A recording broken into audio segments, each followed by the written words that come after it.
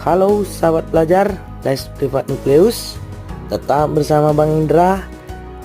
Kali ini kita akan bahas soal lanjutan di penalaran umum ujian SNBT. Ini soal-soal yang akan kita bahas merupakan soal yang sudah muncul di tahun lalu. Ya, ini abang rangkum dari soal-soal yang sudah dikerjakan atau yang sudah dialami oleh siswa-siswi Les Privat Nukleus pada tahun lalu.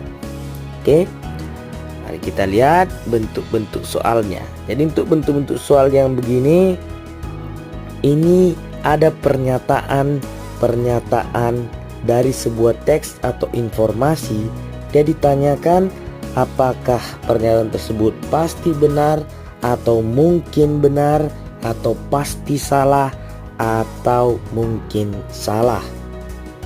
Saya.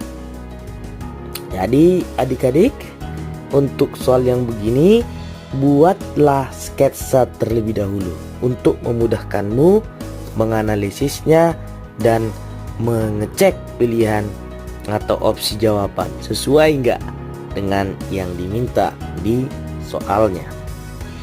Oke, mari kita buat sketsanya. Kita lihat soal nomor 1. Sistem atau cara mengajar guru yang tidak menarik menyebabkan motivasi belajar murid menjadi rendah. Jadi ada cara mengajar guru yang tidak menarik, ya, membuat murid motivasinya rendah. Katanya cara mengajar guru tidak menarik membuat murid motivasinya rendah. Motivasi menjadi rendah karena tidak menarik cara mengajarnya.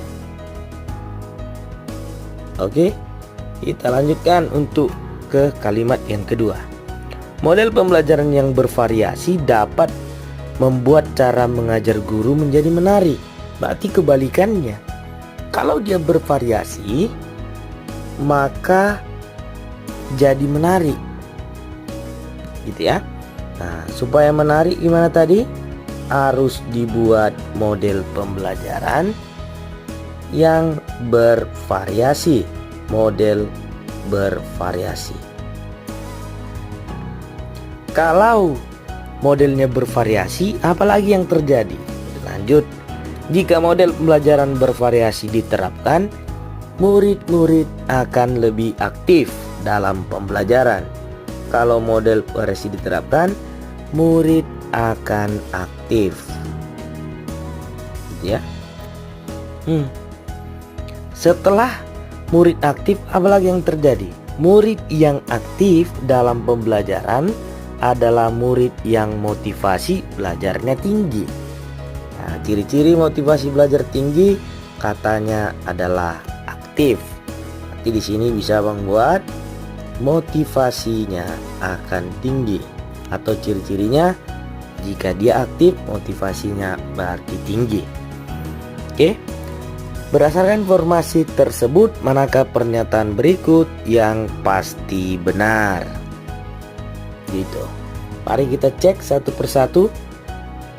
Yang pilihan yang A. Model pembelajaran yang bervariasi dapat menyebabkan motivasi belajar murid menjadi rendah. Mari kita lihat tadi di sini. Kalau modelnya bervariasi, siswa aktif dan motivasi tinggi. Dibilang di soal menjadi rendah. Berarti ini pernyataan yang A sudah pasti salah.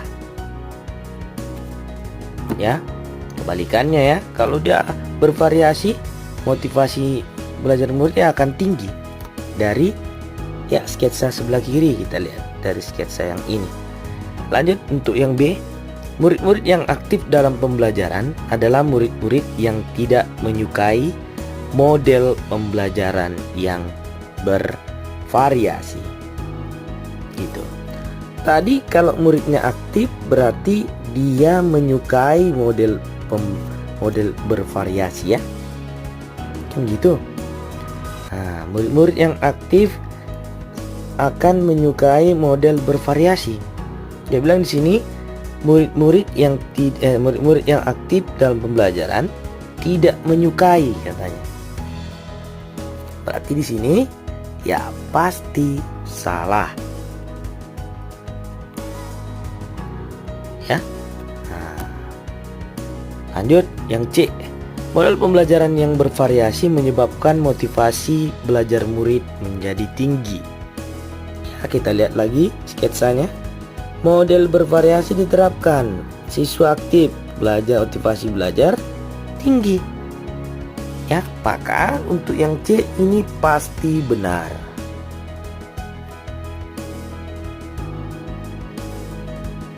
Kan gitu ya, pasti benar. Ya, jawabannya ya C ya. Ya, cukup jelas jawabannya C. Nah, mari kita cek untuk yang D dan E. Apakah benar juga atau gimana? Lanjut. Model pembelajaran yang bervariasi diterapkan, masih ada murid yang memiliki motivasi belajar rendah. Ya, di sketsa kiri tidak ada diterangkan jumlah murid yang aktif dan motivasi belajarnya tinggi. Kalau dia bilang masih ada, berarti terkait dengan jumlahnya ya. Ada yang aktif, ada yang tidak. Arti ini yang pilihan yang D belum bisa kita buktikan 100%, tapi ada kemungkinan. Ya, pasti ada kemungkinan. Maka yang D kita buat mungkin salah.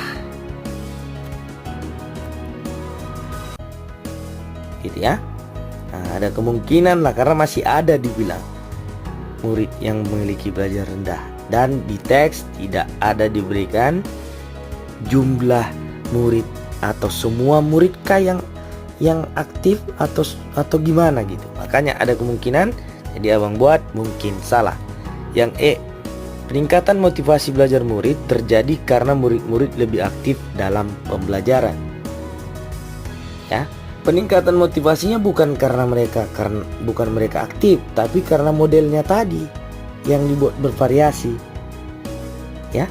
Nah, maka di sini adalah pasti salah. Itu dia. Oke. Ini untuk soal yang nomor 1. Oke, kita lanjut ke soal nomor 2. Oke, kita buat juga ya yang namanya sketsanya supaya lebih enak ya. Lanjut untuk soal nomor 2. Ikan salmon dianggap sebagai ikan yang banyak memberikan manfaat karena memiliki kandungan asam lemak omega 3. Abang buat di sini ikan salmon katanya ada manfaatnya ya, karena mengandung omega 3 ya, omega 3. Nah, ini ada manfaat. Kita lanjutkan. Makanan Jepang seperti sashimi dan sushi diolah menggunakan ikan salmon mentah ya. Jadi ikan salmon itu juga ada diolah dengan mentah untuk sushi ya, untuk sashimi dan sushi. Sashimi kemudian dengan sushi juga. Itu.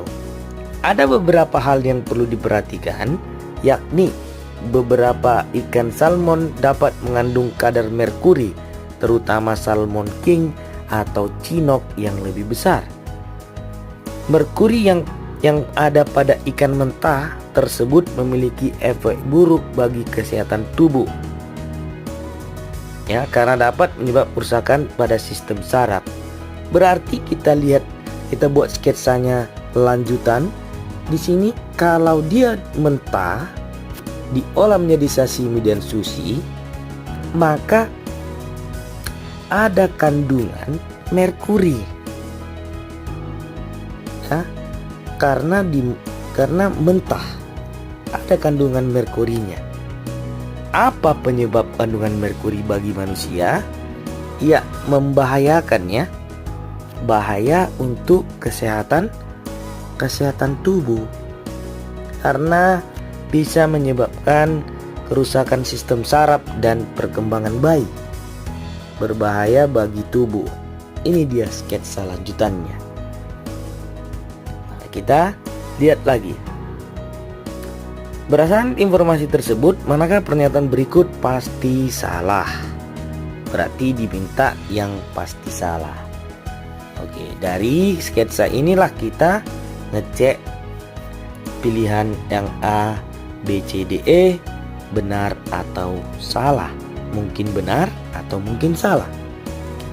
Yang A, ikan salmon banyak dikonsumsi karena memiliki kandungan asam lemak omega 3. Di teks dia bilang ikan salmon memang ada manfaatnya, tapi tidak dibilang bahwa banyak dikonsumsi ya. Tidak ada di situ kalimat yang mengatakan banyak dikonsumsi. Tapi secara logika kalau dia bermanfaat berarti dia layak untuk dikonsumsi atau banyak dikonsumsi. Itu karena tidak ada di teks. Di sini abang buat yang A itu mungkin benar. Gitu ya. Lanjut. Kandungan merkuri pada ikan salmon menyebabkan ikan salmon tidak diminati oleh masyarakat. Ya, tadi memang ada merkuri di salmon mentah, bahaya bagi tubuh, tapi tidak diterangkan diminati atau tidak diminati. Kan gitu. Jadi kalau ada merkuri, kemungkinan mungkin dia akan tidak diminati ya. Tapi ada juga manfaatnya. Berarti diminati juga. Kan gitu. Berarti yang B belum pasti. Maka abang buat di sini mungkin ya, mungkin benar boleh. Ya, kenapa bisa mungkin benar? Ya, ada efek samping untuk ikan salmon mentah ya. Maka mungkin juga nanti dia tidak diminati. Yang C, konsumsi ikan salmon yang tidak dimasak terlebih dahulu dapat mengandung merkuri yang memberikan efek buruk bagi kesehatan. Ya jelas ya, ikan mentah pada sashimi dan sushi bisa mengandung merkuri kalau dia mentah dan bahaya bagi tubuh. Kata dibilang tidak dimasak berarti mentah. Ya, dapat mengandung merkuri. Ya, pasti benar. Yang C belum dapat ya, dia bilang pasti salah yang diminta di soal. Yang D, konsumsi ikan salmon yang tidak dimasak terlebih dahulu berarti mentah, pasti tidak memberikan efek buruk bagi kesehatan tubuh. Tidak memberikan efek buruk, pasti katanya. Tadi ada kemungkinan memberikan efek, ada, karena kalau nggak dimasak kemungkinan ada merkuri. Gitu, dia bilang di sini pasti tidak memberikan efek buruk, berarti ini adalah pasti salah. Maka jawabannya D. Itu ya. Ada kemungkinan memberi efek buruk, iya. Bukan enggak, berarti enggak pasti dong tidak memberikan efek buruk. Nah, jawabannya D. Yang E mari kita cek. Walau dapat menimbulkan efek buruk bagi tubuh, ikan salmon juga dapat memberikan manfaat karena memiliki kandungan asam lemak omega 3. Ya, di sini jelas ya. Dia berarti main di kanan kiri dari sketsa kita. Nah, dia memberi dampak, ya juga punya manfaat. Dibilang memberi dampak, bisa juga memberi manfaat. Ini pasti benar. Oke. Nah, jelas ya, jawabannya adalah D. Ya, gitu. Jadi abang simpulkan dulu ya. Untuk soal-soal yang begini, ingat Tips pertama dari Abang, buatlah sebuah sketsa yang gampang kamu pahami ya. Nah, bisa bentuk tanda-tanda panah ya, bisa bentuk lain yang memang kamu nyaman untuk membacanya. Kemudian membuat sketsanya jangan terlalu lama karena batasan waktu juga ada untuk soal penalaran umum ini. Setelah kamu buat sketsa, analisis pilihan-pilihannya melalui sketsa tersebut, dan kemungkinan kecil untuk salah karena kita paham alur-alur dari sketsa kita, gitu ya. Nah, jadi adik-adik sampai di sini dulu untuk pembahasan soal SNBT penalaran umum. Tetap semangat, bahas soal di rumah. Salam pendidikan, salam nukleus. Terima kasih.